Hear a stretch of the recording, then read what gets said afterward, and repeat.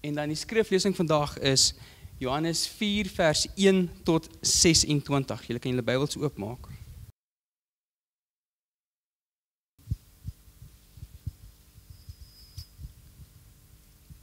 Johannes 4 vers 1 tot 26. Hoor die woord van die Here. Toe Jesus verneem dat die Fariseërs gehoor het hy hy werf en doop meer disippels as Johannes, hoewel Jesus self nie gedoop het nie, maar sy disippels, het hy Judea verlaat en weer na Galilea vertrek. Hy moes egter deur Samaria gaan. Hy kom toe by 'n dorp in Samaria met die naam Sigar, naby die stuk grond wat Jakob aan sy seun Josef gegee het. Dit is waar die fontein van Jakob was. Uitgeput van die reis, het Jesus net daar by die fontein gaan sit. Dit was ongeveer die 6de uur. Daar kom toe 'n vrou uit Samaria om water te skep, en Jesus sê vir haar, "Gee vir my water om te drink." Sy disippels was reeds weg dorp toe om kos te koop. Die Samaritaanse vrou sê toe vir hom, "Hoe is dit moontlik dat u wat 'n Jood is, vir my, 'n Samaritaanse vrou, water vra om te drink? Jode meng immers nie met Samaritane nie." Jesus het haar geantwoord, "As jy van die gawe van God geweet het, en wie dit is wat vir jou vra, gee vir my water om te drink, sou jy hom gevra het, en hy sou vir jou lewende water gegee het." Die vrou sê vir hom, "Meneer, u het nie eers 'n skepting nie, en die put is diep. Waarvandaan kry u dan die lewende water? U is tog nie belangriker as ons vader Jakob nie, hy wat die put aan ons gegee het, en self daaruit gedrink het, en ook sy seuns en sy vee." Jesus het haar geantwoord, elkeen wat van hierdie water drink, sal weer dors kry, maar wie van die water drink wat ek hom gee, sal tot in ewigheid nooit dors kry nie. Die water wat ek hom gee, sal in hom 'n fontein van water word, wat opborrel tot die ewige lewe. Die vrou sê vir hom, "Meneer, gee vir my van daardie water, sodat ek nie dors word, en hierheen hoef te kom om te skep nie." Hy sê vir haar, "Gaan roep jou man, en kom terug hierheen." Die vrou het hom geantwoord, "Ek het nie 'n man nie." Jesus sê vir haar, "Jy is reg, 'n man het ek nie, want jy het 5 mans gehad, en die een wat jy nou het, is nie jou man nie."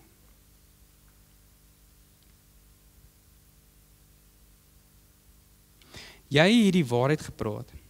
Die vrou sê vir hom, "Meneer, ek sien dat u 'n profeet is.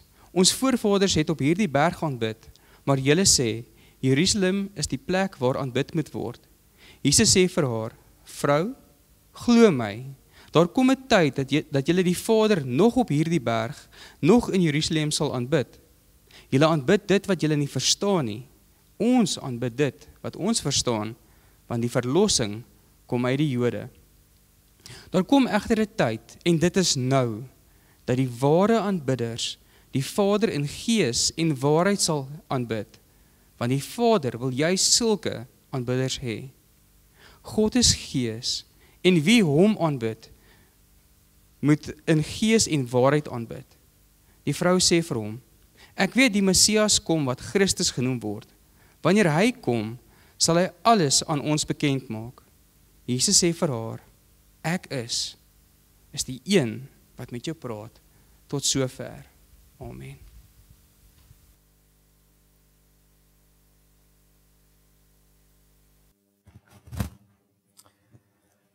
Welkom Sharon. So dankbaar vir wat die Here gedoen het vir Anthony en Sharon.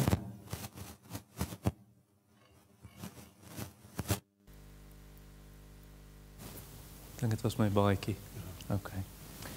So ons bly vir die Here se goedheid en genade aan julle, en hoe hy vir julle ook gedra het in hierdie tyd, en vir Tristan en Dean wat saam is vanoggend. Die Here is wonderlik. Ons prys hom saam. So Johannes hoofstuk 4. Jy kan jou Bybel oopmaak by Johannes 4, waar ons net in ons skriflesing uitgehaal het, En ons is in vers 23 en 24. Johannes 4 vers 23 en 24. En die tema vir oggend, hoe moet ons die Vader aanbid? Daar's nog so 'n paar preke oor in hierdie reeks oor God die Vader en dan nee, daar's net Ekskuus julle. Net kyk. Dat ek net stil staan, net so 'n preek. So 'n paar preke oor in die reeks oor God die Vader. En dan vanoggend se hoe moet ons die Vader aanbid. Kom ons gaan na die Here in gebed. Vader, ons dankie dat ons in Jesus naam na U toe kan kom. Ons dankie dat ons U goeie hand oor ons sien in ons lewens. U is baie goed, Here, vir ons gemeente. U is goed vir Anthony en Sharon. Wat 'n wonderlike genade het vir Jeremy deurgebring, vir Anthony en Sharon deurgedra. Dankbaar het vir my pa ook gehelp deur sy toetse hierdie week en ons sien nou die paar siekes oom Philip en vir tannie Elise en dan oom Theo en oom Len wat albei operasies sal hê môre. Hulle twee in die hospitaal. Ons dink aan hulle vanoggend. Ons dink aan Gilbert wat sy groete oordra en wat die gemeente mis. Ons bid dat U hom lei na 'n gesonde Bybelse gemeente. Ag, en ons gee U net die eer vir U genade. Ander siekes wat nou nie hulle behoeftes uitgespreek het op 'n gemeentegroep nie, maar ons is bewus van een of twee wat ook 'n swaar tyd deur is, Here. En U is met U kinders. En ons prys U. U is wonderbaar. Dankie vir U woord vandag. En wil U vandag vir ons kom opbou en seën. Ons dink aan klein Nicolaas wat net so 'n paar minute gelede nog hier was en nou baie siek voel. En Ansie hom moes terugvat huis toe. Ons bid ook vir U genade in hulle dag en in daai jong seun se lewe. Ons bid hierdie dinge in die naam van Jesus Christus. Amen. Wie van julle het gesien op die internet of dalk in die media, koerante en so, van die NG Kerk in Hermanus wat 'n nagmaaldiens gehad het en toe sê hulle almal kan deel hê daaraan. Hulle het moslems genooi, hulle het hindoes genooi, hulle het mense van verskillende godsdienste en gelowe gesê want ons is almal God se kinders, ons is almal een. So daar was 2 video's wat ek gekyk het daaroor op die internet. En hulle redenasie sou wees, jy kan nie vir iemand sê jy aanbid verkeerd nie. Ons almal aanbid dieselfde God en ons almal aanbid die Here net op sy eie manier, maar almal is reg. Wel baie interessant dat Jesus in hierdie gedeelte in vers 22 byvoorbeeld vir die vrou, die Samaritaanse vrou sê, julle aanbid dit wat julle nie verstaan nie. Jesus sê vir 'n vrou, julle aanbid nie reg nie. Julle aanbid wat julle nie verstaan nie. Ons aanbid dit wat ons verstaan, want verlossing kom uit die Jode, sê Jesus daar. Nou die Jode, hulle het God se wet ontvang, reg? In die Ou Testament. Romeine 3 vers 2 sê, God het sy woord bekend gemaak aan die Jode. Of in Romeine hoofstuk 9 sê dit, die verbond, daai beloftes wat God gemaak het, was aan die Jode. Die Messias, die verlosser, is gebore uit die Jode. Die woord van God en al die beloftes wat hy gegee het, Abraham, Isak en Jakob, dis die Jode. En so al daai voorregte wat hulle ontvang het. En dan kontrasteer jy dit met die Samaritane. Nou die Samaritane, as jy nie weet wat 'n Samaritaan is nie, die Samaritane, onthou julle die koninkryk van Israel het in 2 geskeur. So daar was toe 'n noordelike koninkryk en 'n suidelike koninkryk, net na Salomo. En die hoofstad van die noorde het later Samaria geword en die suide se hoofstad was Jerusalem. En toe, was baie oorlog tussen die noorde en die suide toe. Wie is nou die regte koninkryk, die regte Israel? En heeltyd oorlog. En toe uiteindelik, hulle het nou afgode aanbid, nê? En toe uiteindelik, toe kom die koning van Assirië, die Here stuur hom, om Israel te straf, want hulle draai weg van hom af. Toe verwoes hy Samaria, en hy vat 'n klomp van al die ryk mense en die koninklike mense, vat hy weg, na Ninive toe, en na ander stede in Assirië. En toe vat hy, want hy het baie koninkryke verower, en hy het hierdie koninkryke gewen, en toe vat hy van die mense van Babylon, en toe kom sit hy hulle in Israel. En toe kom die mense van Babylon, en hulle dien afgode, en hulle brand natuurlik hulle kinders vir die afgode. En toe stuur die Here leeu's, 2 Konings 17, en die leeu's begin die mense doodmaak. Toe sê hulle, o, dis omdat ons nie hierdie God reg aanbid nie. Stuur vir ons 'n priester. En toe stuur die koning van Assirië 'n priester, 'n Israelitiese priester, stuur hy terug Samaria toe, en hy leer hierdie mense, wat sê die wet? Hoe moet hulle God aanbid, die God van Israel? Maar toe meng hulle daai godsdiens van hulle eie gode met die godsdiens van die wet van Moses. En hulle vermeng hierdie goed, en hulle begin toe sommer ondertrou hier, want het baie van die armste Israeliete het oorgebly, hulle begin ondertrou, en toe is dit 'n gemengde geslag, en hulle word toe Samaritane. So hulle is nie volbloed Jode nie. Volbloed Israeliete nie. En toe later, toe neem hulle eintlik nou maar meer in die rigting van die Joodse godsdiens aan, maar dit is nie heeltemal reg nie. Hulle glo net die eerste 5 boeke van die Ou Testament, hulle het die profete verwerp in die psalms en so aan. Hulle dit nie glo nie, net die eerste 5 boeke, en hulle 10 gebooie lyk ook anders. Ek het dit gaan lees op die internet die week, die eintlik gesoek, Samaritan 10 Commandments.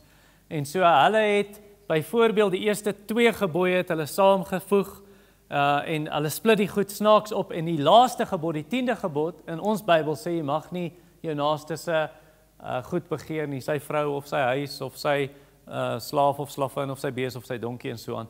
Maar hulle 10de gebod sê, jy moet die Here aanbid op die berg Gerizim. En so dis waar hierdie ding vermeng geraak het. Goed, so as Jesus nou sê vir die Samaritaanse vrou, julle aanbid verkeerd, verlossing is uit die Jode, ons verstaan aanbidding reg. Hoekom aanbid ons dan nie op die Joodse manier nie? Het julle al gehoor, dis 'n baie populêre ding in die laaste 15 jaar in Suid-Afrika, veral onder Afrikaanse kerke. Het julle gehoor van die Hebrew Roots Movement? So daar's nou mense wat sê, jy kan nie sê ons word gered deur Jesus alleen nie. Nee, jy moet die Ou Testament feeste vier, jy moet die Sabbat op 'n Saterdag hê, jy moet besny word, jy mag nie varkvleis eet nie. So hulle gaan nou terug na die wet van Moses toe, en die enigste ding is, hulle het nie die Galasiërbrief gelees nie. Want Paulus spreek die hele ding aan daarso. So hoekom aanbid ons dan nou nie soos daai mense nie? Want Jesus sê die Jode aanbid reg, Samaritane verkeerd. Wel, hierdie teks wat ons vandag op die skerm het, Johannes 3:23-24 antwoord daai vraag. Kom ek lees dit. Johannes 4 vers 23. Jesus sê vir hierdie vrou, daar kom egter 'n tyd, en dit is nou, dat die ware aanbidders die Vader in gees en waarheid sal aanbid, want die Vader wil juist sulke aanbidders hê, of hy soek sulke mense om hom te aanbid. Vers 24, God is gees, en wie hom aanbid, moet in gees en waarheid aanbid. Nou daai is baie maklik, die antwoord op daai vraag. Die vraag is, hoe moet ons die Vader aanbid? Wat is die antwoord uit hierdie vers? Aanbid hom in gees en waarheid. So daar is die 2 punte. Nommer 1, aanbid hom in gees. Die Ou Testament is 'n skaduwee. Die Nuwe Testament is die liggaam wat die skaduwee gooi. Die Ou Testament is skadubeelde, Jesus is die volheid. Hy is die liggaam. Dis hoekom ons nie meer die skadubeelde het nie, om te sê 'n 7de dag Sabbat en 'n besnydenis en diereoffers en priesters en 'n kliptempel. Nee, ons het die volheid in Jesus. Hy is die ware tempel. Hy is die finale offer. Hy is die groot hoëpriester.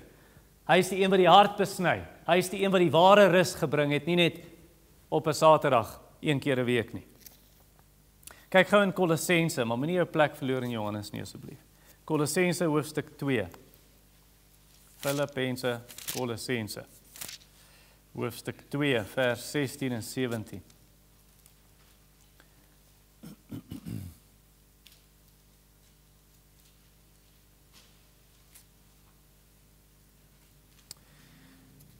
Kolossense 2 vers 16. Moet dus nie dat iemand julle oordeel oor wat julle eet of drink, spek, varkchops, of oor 'n fees of 'n nuwe maansfees of 'n Sabbat nie. Hierdie dinge is net die voorafskaduwing. Dis net die skaduwee van dit wat aan die kom was, maar die werklikheid is Christus. Jesus is die liggaam. Ons het nou die liggaam, jy omhels nie die skaduwee nie. Nou terug in Johannes 4, ons teks sê in vers 23, daar kom egter 'n tyd en dit is nou. Wie van julle het 'n Bybel wat sê daar kom 'n uur? OK. Nou, daai uur, as jy die res van Johannes lees, dan praat Jesus van die uur het gekom. Die uur is nou, Vader, verheerlik die Seun. So Jesus praat van sy eerste koms en spesifiek van sy dood as die uur wat gekom het. So wat Jesus hier sê is, die Jesus se eerste koms op aarde en sy kruisdood, dis waar Nuwe Testamentiese aanbidding ingelei is. So Ou Testamentiese aanbidding het toe afgesluit, die skaduwee is verby, ons het nou die liggaam. As jy wil terugkeer, soos die Hebrew Roots Movement, om weer feeste te hou, en jy mag nie vark eet nie, en jy moet nou weer besny word, as jy wil terugkeer na die skadu's toe, dan is jy soos iemand wat 'n B.Ed graad het. Wie van julle het 'n B.Ed graad? Waar is Renate? Okay, jy het ook 'n B.Ed graad, daar is nog 'n B.Ed graad, daar is nog 'n B.Ed graad. Goed, en natuurlik my ouers sal seker B.Ed graad hê. So, dis 'n graad in onderwys, nê? Nou het jy klaar jou graad in onderwys, en as jy klaar is en jy het jou diploma en jy het jou plegtigheid gehad, dan gaan jy terug graad 1 toe, ek wil graag die alfabet weer leer. Wie wil weer die alfabet leer as jy B.Ed graad het? Wie wil weer Ou Testament aanbidding toe gaan as jy Nuwe Testament aanbidding het? Jy het jou B.Ed graad. So moenie 'n Ou Testamentiese kind bly nie, word 'n Nuwe Testamentiese volwassene. Groei nou. Dis wat Hebreërs en Galasiërs vir ons sê. Nou, hoe lyk Nuwe Testamentiese aanbidding? Kyk in vers 23 weer. Nou kom egter 'n tyd, en dit is nou, dat die ware aanbidders die Vader in gees en waarheid sal aanbid. So ware aanbidding begin by 'n ware aanbidder. Jy moet eers 'n ware aanbidder wees, anders help jou aanbidding niks nie. So wat is 'n vals aanbidder? 'n Vals aanbidder is iemand, hulle is so net opgeneem, hulle hou van aanbidding, maar dis die atmosfeer. Dis wonderlike atmosfeer, die ligte was af, en toe kom gekleurde ligte op die verhoog, en die musiek het net aangehou, en ek was in hierdie beswyming. Nee, dis 'n valse aanbidder. 'n Valse aanbidder is iemand wat net hou van die atmosfeer, of van die ritueel van aanbidding, maar sy hart is nie by die Here nie. Sy hart is by iets of iemand anders, nie by die Vader nie. En dis wat hierdie vrou gedoen het, reg? Waar was hierdie vrou se hart gewees? Want sy het aanbid, nê? Sy sê, ons aanbid op die berg. So sy het die Here aanbid, maar waar was haar hart? Was nie by die Vader nie. Haar hart was by hierdie mansmense. Haar hart was by die een ou gooi my weg, en dan vat 'n volgende ou my darm. Ek soek aanvaarding. En dis hoe 'n valse aanbidder is. Valse aanbidder se hart is nie by die Here nie. 'n Valse aanbidder is soos, kom ek noem die ouma Mani. Mani was verskriklik lief vir aanbidding. Hy was Sondagoggend hier, hy was Sondag aand hier, hy was Woensdag aand hier, maar in die week is hy by vroumense. En hy doen losbandige dinge. 'n Valse aanbidder is soos Markus. Markus is 'n diaken in 'n kerk. En hy is elke Sondag daar. Maar Markus drink homself dronk elke naweek. Sy hart is nie by die Vader nie, al hou hy van aanbidding. Sy hart is ergens anders. Hy aanbid iets anders, net soos hierdie vrou. Sy het nie die Vader aanbid nie. Sy het hierdie gevoel aanbid van iemand aanvaar my, van mansmense, van 'n losbandige lewe. En God verwerp sulke aanbidding. Hy verwerp dit as Kain kom, en hy bring van sy plaas se oes, en hy bring die oes, en hy sê, ek offer dit vir die Here, maar die Here sien sy hart is nie reg nie. En hy sê, Kain, ek aanvaar jou nie, en ek aanvaar nie jou offer nie. Die Vader verwerp daai aanbidding, wanneer ons hom prys met ons lippe, maar ons harte is ver van hom. Ek sien vanoggend op iemand se status, hulle sê, Christians don't lie, only when they sing. Want ons sing partymal, maar ons gedagtes is ver van wat ons sing. Eina. Die Here soek nie dit nie. Luister wat sê Jesaja hoofstuk 1, vers 12 tot 17. Jesaja 1 vers 12 tot 17.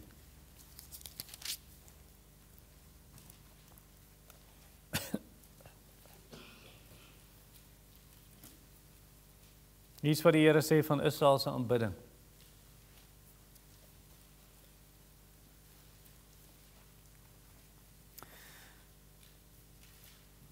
Jesaja 1:12. Wanneer julle kom om voor my te verskyn, wie eis dit van julle om my voorhoewe te vertrap? Met ander woorde, wie het vir julle gesê julle moet hierdie doen? Hou op om waardelose graanoffers aan te dra, reukwerk, afstootlik is dit vir my, nuwemaansfeeste, sabbate, die saamroep van byeenkomste. Ek kan onreg en gewyde rus daar nie verdra nie. Ek hou nie daarvan as mense my aanbid, maar in die week, dan naweek word hy dronk en Sondag wil hy my kom aanbid nie. Vers 14, julle nuwe maande en vaste feestydde haat ek met my hele wese, dit is vir my 'n las. Ek is moeg daarvoor om dit te dra. As julle julle hande uitstrek, sluit ek my oë vir julle. Selfs as julle baie bid, luister ek nie, julle hande is vol bloed. Want jy haat jou broer en jy wil hom nie vergewe, jy wil jou suster nie vergewe nie, en Sondag wil jy die Here kom aanbid. Was julle, reinig julle, verwyder julle bose dade voor my oë, hou op om kwaad te doen, leer om goed te doen, bevorder die reg, lê die onderdrukker aan bande, handhaaf die reg van die vaderloses, verdedig die weduwee se regsaake. Nie 'n Sondagsoeker wees en 'n Maandagvloeker nie. Jy sien, die Here soek aanbidding, die Vader soek aanbidding uit 'n nuwe hart. Filippense 3 vers 3 praat van ware aanbidding en hy sê dit is die wie se harte besny is en hulle aanbid God deur sy Gees. So hoe lyk jou hart vanoggend? Hoe lyk jou hart? Kan jy sê jy is weer gebore? En ek bedoel nie die doop nie. Party mense dink as hulle gedoop is, dit beteken hulle is weer gebore. Dis nie die water wat iets in jou siel doen nie. Wedergeboorte is 'n werk van die Heilige Gees. Die Heilige Gees wat harte kom verander. Die Heilige Gees wat jou 'n nuwe mens maak van binne af. Is jy weer gebore? Of bely jy Jesus, maar jou lewe het niks verander en is dieselfde as nog altyd. Al wat bygekom het, daar staan net Christen agter jou naam. Soos iemand, naam in hakies B.Ed, B.S.C. Naam in hakies Christen. Dis nie Christenskap nie. Christenskap is jou hart het verander. Jy is van binne af nuut gemaak. Is dit waar van jou? Is jy 'n ware aanbidder? Jy sien, iemand wat 'n nuwe hart het, wil die Vader eer. Iemand wat 'n nuwe hart het, kom nie op 'n Sondag hiernatoe en sê ek het niks uit die diens gekry nie. Want daai persoon wat dit sê, dink die diens gaan oor hom, wat ek moet kry. Iemand wat 'n nuwe hart het, sê ek wil die Vader aanbid, dit gaan oor hom. Ek wil hom eer. Hy sal dalk uitstap en sê God is nie verheerlik vandag nie. OK, dis God gesentreerd, dis God gerig. Maar die ware aanbidder wil die Vader eer. Dit gaan nie oor ons eie voorkeure nie. Dit gaan nie oor 'n soekersensitiewe kerk nie. Ek het 'n byeenkoms bygewoon, klomp jaar terug. Klomp predikante uit Kempton Park uit, seker 20 ouens of dalk bietjie meer. Nou sit ons om 'n tafel en die een ou vra toe nou die vraag. Hy sê: "Ouens, ons gemeente, wat moet ons in ons kerk doen? Ons het al alles probeer. Ons kan nie die 200 merk breek nie." Bedoelende, daar's altyd net so onder 200 mense by ons kerk. Ons wil daai merk breek. Wat kan ons doen om dit te breek? Dan die probleem is, jy begin soekersensitief raak. So jy begin doen wat die mense wil hê, sodat jy die merk kan breek om meer mense te trek. En dan gaan aanbidding oor mense. Dan gaan dit oor wat mense soek en ons is nie hier om die Vader te eer nie. Want die Here wil hê, hy wil aanbidders hê wat die Vader sal eer. Jy kan dit kontrasteer met 'n vrou wat in ons gemeente was. Sy is nou al by die Here. Tannie Trisha de Villiers. Tannie Trisha sê eendag vir my, ek gaan besoek haar. Sy sê vir my, sy sê, weet jy, ek het hierdie week agtergekom. Ek moet vir myself anders dink oor Sondag, oor wanneer ons saamkom as Christene. Ek moenie sê, ag, ek's vandag moeg, ek's nie lus om kerk toe te gaan nie. Ek moet vir myself dit reg sê en sê, ek's vandag moeg, ek's nie lus om die Here te gaan aanbid nie. Dis 'n hele ander perspektief. En toe besef sy, as sy so vir haarself sê, dan is daar nie verskoning om te sê, nee, ek's nie lus om hier te wees nie. Ja, want dis waaroor dit gaan, dis 'n erediens, waar ons die Here eer. Daai woord aanbidding, wanneer hy sê in vers 23 en 24, ons moet die Vader aanbid in gees en waarheid, die Griekse woord beteken letterlik om neer te kniel en die grond te soen, of om die Here se hand te soen, in loyaliteit, en in eerbied en respek. Jy onderwerp jouself. Hoor gou wat sê Psalm 95, ek gaan dit gou vir jou lees, as jy vinnig genoeg is, volg saam. Psalm 95 vers 6, hier's vir daar staan. Gaan in, laat ons in aanbidding buig, daar het jy dit, in aanbidding buig en kniel, laat ons op ons knieë staan voor die Here ons Maker. En dit kan jy nie kunsmatig opwek nie. Ware aanbidding, jy gaan dit nie kunsmatig opwek deur die musiek wat aan en aanhou nie. Jy gaan nie dit kunsmatig opwek, want jy blaas die klank so hard, die mense kan hulle self nie eers hoor sing nie, want dit is 'n konsert hiervoor. Jy gaan dit nie opwek deur beligting, of die klank is reg, of is dit rookmasjiene, of jy probeer dit opwek deur humor, of deur, ons moet snaaks wees in die diens, dat almal lag en almal se aandag hou, of motiveringstoesprake, nee, motivational speeches, wat mense gaan inspireer en hulle voel goed. Al wat gaan gebeur as jy dit doen, dis nie aanbidding nie. Dit wek net leë emosie op. Mense is emosioneel, maar is leeg. En dit verheerlik nie die Vader nie. Iemand het eenmaal vir my gesê, jy weet jy, as die worship goed was, hulle het bedoel die sing, as die worship goed was, dan gee ek nie om oor die preek nie. Soos ek kan net afskakel dan. Dis heeltemal 'n verkeerde idee, dis net emosionalisme. Emotionalism, dis nie aanbidding nie.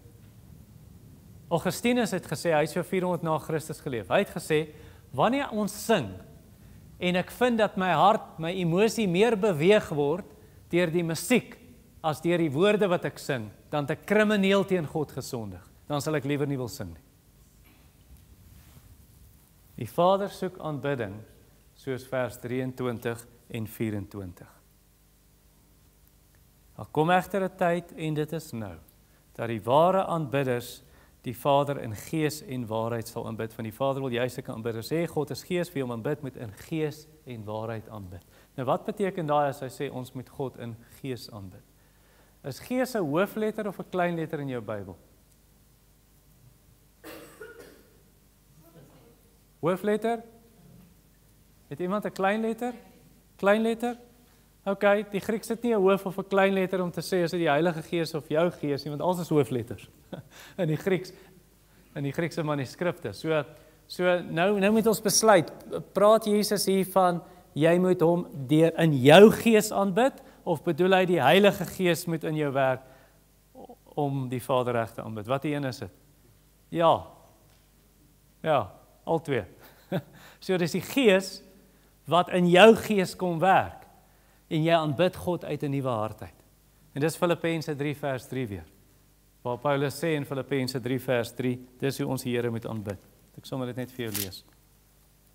Want ons is die besnydenis, bedoelende ons harte is besny, wedergebore, ons wat God deur sy Gees dien, ons wat ons op Christus beroem en nie op liggaamlike dinge vertrou nie.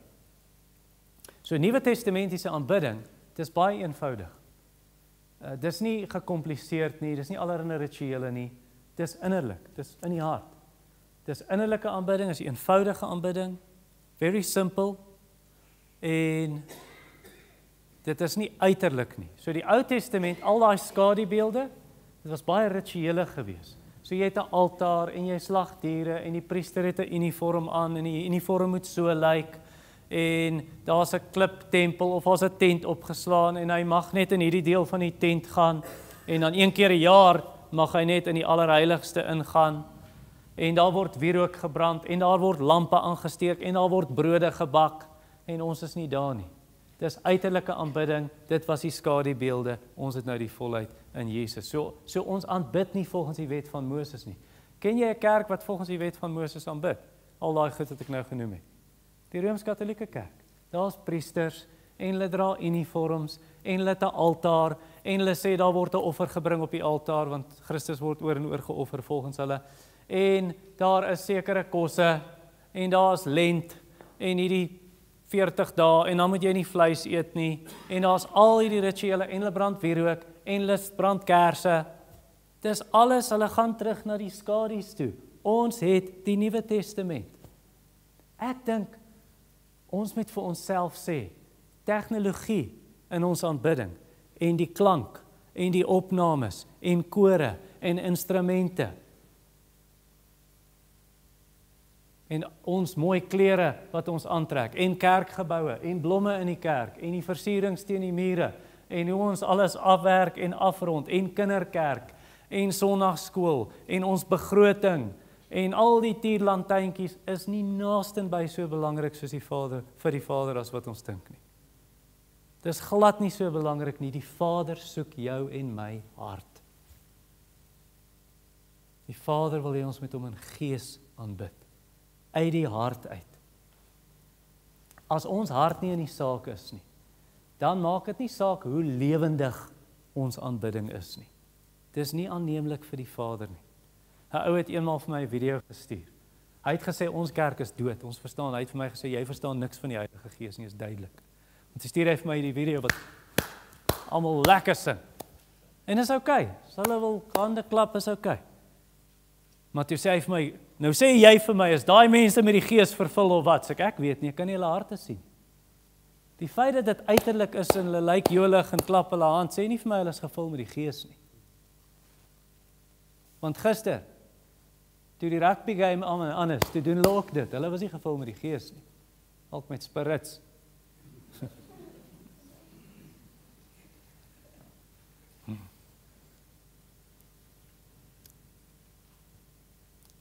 Of, ek en Niels het onlangs hieroor gepraat oor AI.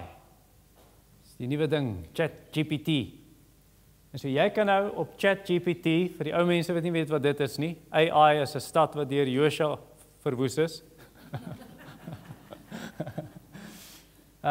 As jy nie weet wat AI is nie, jy kan op die internet, op 'n sekere platform, dan kan jy nou byvoorbeeld sê, werk vir my 'n preek uit op Romeine 8 vers 28, in die trant en die teologie van Charles Haddon Spurgeon, soos hy dit sou gepreek het in die 1800s. Dan werk daai ding vir jou preek uit en dit klink so Spurgeon se preek. So jy kan dit doen. Nou as ek nou daai doen en ek kom preek dit vir julle, is dit aanbidding in gees? Nee, dit is nie. Want daar's niks van 'n hart in die saak nie. Dis net 'n rekenaar wat algoritmes het en woorde bymekaar bring en 'n ding vir jou uitspoeg. Dis nie aanbidding in gees nie, al is die woorde suiwer en is perfek. Dis nie aanbidding in gees nie, want die hart is nie in die saak nie. Daar's nie 'n werk van die gees nie. Al wat dit dan is jy maak die kus, die doodskus oop, daar lê die lijk en jy sit vir die lijkgremering aan. Of jy sit vir die lijk 'n das aan en 'n mooi baadjie. All dressed up and nowhere to go. Daai aanbidding is dood. Tweedens, aanbid hom in waarheid, om die vraag te antwoord, hoe moet ons die Vader aanbid? Eerste, aanbid hom in gees, tweede, aanbid hom in waarheid. So die Vader vra aanbidding in gees en in waarheid, sê vers 3 en 24. Wat beteken in waarheid? Wel, in Johannes 17, vers 17, dan bid Jesus, dan sê hy, Vader, heilig hierdie disippels, hy bid vir die disippels, heilig hulle in u waarheid, u woord is die waarheid. So met ander woorde, as ons sê aanbid God in waarheid, beteken dit sy woord bepaal hoe ons aanbid. Sy woord reguleer ons aanbidding. En as ek sê sy woord, natuurlik bedoel ek dit wat Jesus ons geleer het. Maak disippels, doop hulle, leer hulle om alles te onderhou wat ek julle beveel het. So nie die wet van Moses wat vir ons sê hoe ons aanbid nie, want dis die skadies, het ons gesê, die volheid is in Jesus. So dis hoe ons aanbid. So dit sou beteken, ons doop gelowiges. Nee, die Nuwe Testament sê vir ons, doop gelowiges, Handelinge 2 vers 41, die wat Petrus se woord ontvang het, is gedoop en by die gemeente gevoeg. Dit beteken ons commit onsself aan die leer van die apostels, die lering van die Nuwe Testament en die apostels se verstaan van die Ou Testament. Dis wat ons preek, Ou en Nuwe Testament. Hulle het hulle self gewy aan leer van die apostels, aan die breek van brood, wat ons vanoggend het, die nagmaal, aan die samesyn van die gelowiges, fellowship, en aan gebede.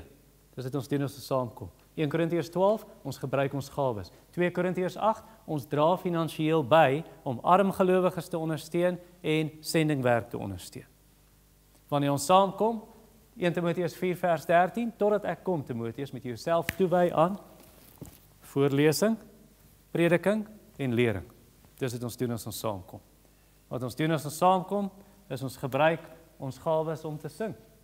Psalms, lofgesange, geestelike liedere. Sing ons, sê Kolossense 3 vers 16 vir ons. En dan wat kleredrag betref, ons fokus nie op kleredrag nie. Ons fokus op 1 Timoteus 2 vers 9 en 10 sê, moenie fokus op kleredrag nie, fokus op goeie werke. Fokus op innerlike skoonheid, nie uiterlike skoonheid nie. Nou kontrasteer dit, ek het gou hierdie kinders help. Excuse me. You must sit quiet. Kontrasteer dit met allerlei tradisies wat ingekom het, wat nie aanbidding in waarheid is nie. Want die Bybel sê nie jy moet dit doen nie, is menslike tradisies, soos byvoorbeeld, en ek sal dit hier sê, soos byvoorbeeld die baba doop. Daar's nêrens in die skrif wat ons beveel om babas te doop nie, of selfs inseën nie. Die Bybel sê nie, jy seën 'n babietjie in nie. Jesus het vir die kinders gebid, sy hande op hulle gelê, hulle geseën. Ons kan vir die kinders bid, is nie 'n probleem nie, maar dis nie 'n opdrag in die skrif, ons moet dit doen nie. Of, hierdie het ons al gehad, mense wat gesê het, hoekom sing ons nie daai liedjie wanneer mense gedoop word nie? Ons moet sing, ek kan hoor my heiland roep my. Nou, waar's die hoofstuk en vers wat sê ons moet daai liedjie sing? as iemand gedoop word. Dis 'n tradisie wat ingekom het in die Afrikaanse Baptiste kerke, of jy moet doopklasse hê. Of selfs lidmaatskapklasse. Ons het onlangs daaroor gepraat as ouderling. Dit is nie verkeerd om 'n lidmaatskapklas te hê nie. Ons sê vir mense wat om te verwag in hierdie gemeente. Maar daar's nie 'n opdrag jy moet dit doen nie. Of jy moet 'n doopklas hê voor jy gedoop word, of jy moet 'n das dra by die nagmaal. Jy moet 'n baadjie dra by die nagmaal. Mense het al dit gesê. Hoekom dra die ou nie 'n das as hy die nagmaal bedien nie? Moet 'n das dra.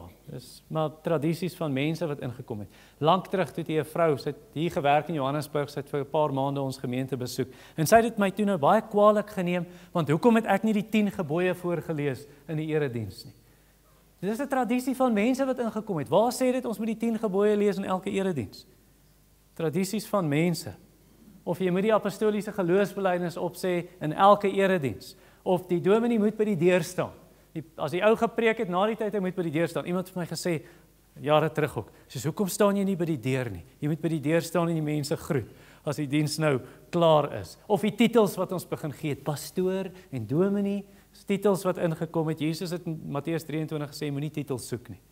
Jy het een leermeester en dis Jesus. Of ons moet 'n kinderkerk hê. Daai kerk het nie 'n kinderkerk nie, dit is dood. Jy kinderkerk hê, met katekisasie en jy moet sondagskool hê. Dis wonderlik om die kinders te leer, maar daar's nie 'n opdrag in die skrif, jy moet dit so doen nie. Of aanneming en voorstelling. As jy 17 is, jy gaan op die kamp en dan kom jy en jy word voorgestel en aangeneem. Of altar calls. Dit het ek ook al gehad, mense wat my kwaadlik neem. As ek klaar gepreek het, hoekom het ons nie 'n altar call gehad nie? Want ons mense vorentoe, nou goed, almal as jy aangeraak is deur die boodskap, kom vorentoe. En dan sê jy nou die gebed op en nou is jy 'n Christen. Waar is dit in die Nuwe Testament? Waar is dit enigstens in die skrif? Of Christelike feesdae, eendag voor die oggenddiens, klomp jaar gelede, toe slaan 'n tannie my met haar vuis voor die diens. Reg voor die diens. Sy kom in, sy sê, preek jy vandag oor die uitstorting van die Gees. Want dit was nou Pinkster Sondag gewees. Ek nee tannie, toe slat sy my so, wow. Kyk tannie. Ja, ons moet 'n hemelvaartdiens hê en ons moet 'n Pinksterweek hê en ons moet 'n Pinkstersondag hê en ons moet 'n Kersdiens hê en as Kersdag op 'n Saterdag is en jy sê ons gaan nie Saterdag 'n diens hou nie, ons gaan net Sondag 'n diens hou. Hoe kan ons die tradisie breek? Jesus, hoekom breek die disippels die tradisies van die voorvaders? Jy moet die hande was voor jy eet. Eendag toe staan iemand op in die kerk. Ek was nie in die gemeente gewees. Stap die tannie uit. Toe sê sy vir die ou, daai tyd het al die mans het op Sondag, ons het so 'n rooster gehad, dan pas iemand die karre op. En toe stap daai tannie uit, sy sê jy sien my nooit weer by die kerk nie, want ek het 1 minuut langer as 'n uur het die hele diens aangehou. Want die diens moet net van 10 tot 11 wees. Ons tradisies. Of die instrumente. Ek woon 'n konferensie by en dan neem hulle, of jy is by 'n erediens, dan neem hulle die offergawe op en dis populêr in party Amerikaanse kerke. Dan speel hulle 'n stuk musiek daar, maar dan is die offergawe lankal klaar opgeneem en is 'n vertoning van hoe wonderlik hierdie persoon die klavier kan speel. Maar dis mos nie die klavier wat die Here prys nie. Dis mos nie die gitaar nie. Loof hom met die tromme, loof hom met die harp, sê Psalm 150. So dis nie die harp wat hom loof, hier is ons wat hom loof. Die musiekinstrumente stig ons net om lofprysing in ons harte wat opstyg na die Here, maar dit kom uit die hart, aanbid hom in gees. Jy sien, aanbidding wat die volste is van die woord, dis die aanbidding wat God soek. Dis die lofprysing wat die hoogste gaan styg. Dis die aanbidding wat die meeste eer aan die Vader bring, soos 'n trampolien. Nou die kinders, julle ken 'n trampolien. Van Ryde, julle het 'n trampolien, nê? Ja. Nou as jy op 'n trampolien spring, Mia, hoe harder jy spring, hoe dieper gaan jy in die mat in, nê? En hoe dieper jy in die mat ingaan, wat gaan dan gebeur? Boing. Hoe dieper jy in die mat inspring, hoe hoër gaan jy opskiet. Hoe dieper ons in die woord ingaan, hoe hoër gaan ons lofprysing styg. En dit is Paulus in Romeine hoofstuk 11, waar Paulus 11 hoofstukke van sterk teologie skryf, diep waarhede. En dan in die einde hoofstuk 11 kan hy dit nie meer in en dan breek hy net uit in lofprysing. Ek het op Klein Kariba op 'n berg gaan sit. Klein Kariba daar by Nylstroom, Warmbad, Nylstroom se wêreld, daar waar Janet vandaan kom nog, sy's nog 'n bietjie verder na Boom. Maar toe sit ek op 'n berg een oggend, ek hou my stilte tyd.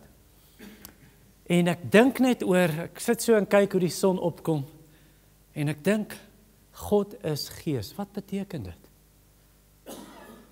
God het nie 'n liggaam soos ons nie. Ek weet God het mens geword, maar God in sy essensie, God is gees. Sê ons teks vir ons hier, vers 24. So hy het nie 'n neus nie, maar hy kan ruik. Hy het nie oë nie, maar hy kan sien. Hy het nie ore nie, maar hy kan hoor. Hy het nie 'n brein nie, maar hy weet alles. Hy is 'n oneindige gees. Hy het nooit begin nie, hy eindig nooit. Hy begin nêrens, hy eindig nêrens. Dit het my so net oorweldig daai gedagte en ek het aanhou dink daaroor en bid. Ek was in ekstase. Hoe ek net die Here kon bewonder en die Here kon prys. Hierdie God wat gees is. Sien jy wat het gebeur? Hoe dieper ek in hierdie waarheid van God as gees gegaan het, hoe hoor het die lofprysing gestyg. En dis geen wonder nie dat enige tyd in die kerk se geskiedenis, enige tyd in die mens se geskiedenis waar prediking, waar daar so oplewing van Bybelse prediking is, sterk prediking. Kort daarna, in enige herlewing, kort daarna sien jy mense skryf liede met ordentlike inhoud, met diep waarheid. So jy die herlewing, John en Charles Wesley preek, en dan het jy John Wesley, Charles Wesley, George Whitefield, en dan het jy liede wat geskryf word.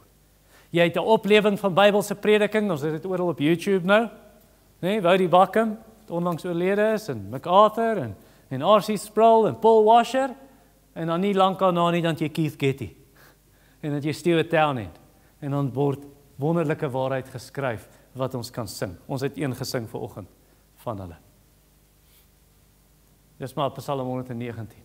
Waar hy net oor en oor praat hy van die woord en uiteindelik soos kosmos in die Vrystaat in die Mielielande. Sien jy die woord oral, maar dan sien jy op plekke waar hy sing die woord. Want dit gryp sy hart so aan. En daai aanbidding, dis nie beperk tot 'n sekere volk nie. Dis nie beperk tot 'n sekere denominasie nie. Wat sê vers 23 vir ons? Daar kom 'n tyd, dis nou wat die ware aanbidders die Vader in gees en waarheid sal aanbid, want die Vader wil juist sulke aanbidders hê. Die Vader soek sulke mense om hom te aanbid. Waar het hy gesoek in hierdie vers? Waar het hy iemand gesoek wat hom so sal aanbid? Die Samaritaanse vrou. Ja, sy is nie 'n Jood nie, sy is 'n Samaritaan. En dan kom 'n klomp Samaritane. En dan kom aanbid hulle. Vers 42 sê Jesus is die verlosser van die wêreld. Hy kom roep mense oral in die wêreld. Hy het elke stam, taal, volk en nasie sal hom aanbid. Hy gaan soek hulle vissermanne op die strand. Mense wat polities ver regs is. Selote, Simon die Seloot. Mense wat polities ver links is, Matteus, leef hier die tollenaar, hy werk vir die Romeine. Dan gaan soek hy fariseërs, godsdienstige mense soos Paulus. En hy roep hom, jy kom, jy gaan my aanbid. En hy gaan roep prostituie. En hy sê, kom, jy gaan my aanbid. En hy gaan roep tollenaars, kom, jy gaan my aanbid.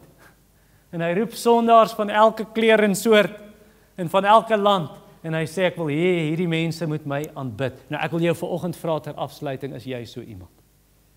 Is jy so iemand, is jy een van die ware aanbidders en die Vader roep jou vandag? Jesus roep jou en sê, kom aanbid die Vader, dis hoekom ek gekom het. Ek het nie gekom om brandversekering te gee nie, om jou die hel te red bloot nie. Ek het gekom om mense te kry wat my Vader sal aanbid, in gees en in waarheid. En as jy dalk so iemand, jy is net soos hierdie vrou. Hierdie vrou, sy is net moeg vir haar lewe. Sy is net moeg, want sy sien hierdie lewe maak haar nie gelukkig nie. Sy het al hierdie mans, een na die ander, seksueel losbandige vroumens. En sy sê, dit maak my nie gelukkig nie. En jy is moeg, want die geld wat jy jaag, en die sukses wat jy jaag, en die mense jy soek mense se guns, jy is 'n people pleaser. En dalk is jy seksueel losbandig, en jy dink die drank gaan my gelukkig maak, en die pille gaan my gelukkig maak, en jy weet nie wat alles my gelukkig gaan maak nie, en dit maak jou nie gelukkig nie. Dit maak jou nie gelukkig nie. Jou dors is nie geles nie. As jy daai persoon, en selfs jou godsdienst maak jou nie gelukkig nie. Jy is godsdienstig, maar jy is nog nie weergebore nie. En dis jou wat Jesus wil hê, want die Vader soek sulke mense, wat hom sal aanbid. En sê, kom, jy is iemand wat hinker hierna. Ek wil vir jou sê, moenie wag nie. Moenie wag nie. Hierdie vrou het vir Jesus gesê in vers 25, as die Messias kom, hy sal ons sê. Die Messias is voor jou. Sy naam is Jesus. Dis nie ek nie. Kyk verby my. Sy naam is Jesus. En hy sê in vers 26, ek wat met jou praat is hy. Moenie wag nie. Moenie wees soos 'n ou as ek met hierdie storie kan afsluit. Soos 'n ou, ek het die evangelie met hom gedeel, toe sê ek vir hom, Mark, ek het julle al vertel, ek het hom begrawe uit hierdie kerk uit, paar jaar terug. Sê ek vir hom, Mark, when will you be born again? So I'm going to do it tomorrow at church. Op hierdie berg, Jesus, op hierdie berg. Nie in Jerusalem by die tempel, Jesus. Nee, God is gees, hy's oral. Hy's oral. En hy roep jou vandag om hom in gees en waarheid te aanbid. Kom ons bid saam. Ons Vader wat in die hemel is, ek bid dat U die ware aanbidder sal roep vandag. Die wat reeds in die kraal is, daai skape, en dan die verdwaalde skape wat nog in hulle lewe van sonde ronddwaal, en dalk selfs in hulle godsdienstigheid, ons moet op die berg aanbid, maar hulle ken U nie. Ek bid, Here, dat U hulle kom roep, trek hulle na U self toe. En maak ons by mekaar as mense hier, en in NG kerke, en in dopperkerke, en presbyteriaanse kerke, en Pinksterkerke, en oral vind hulle, Vader, die mense wat U in gees en waarheid sal aanbid. Ons bid dit in Jesus naam. Amen.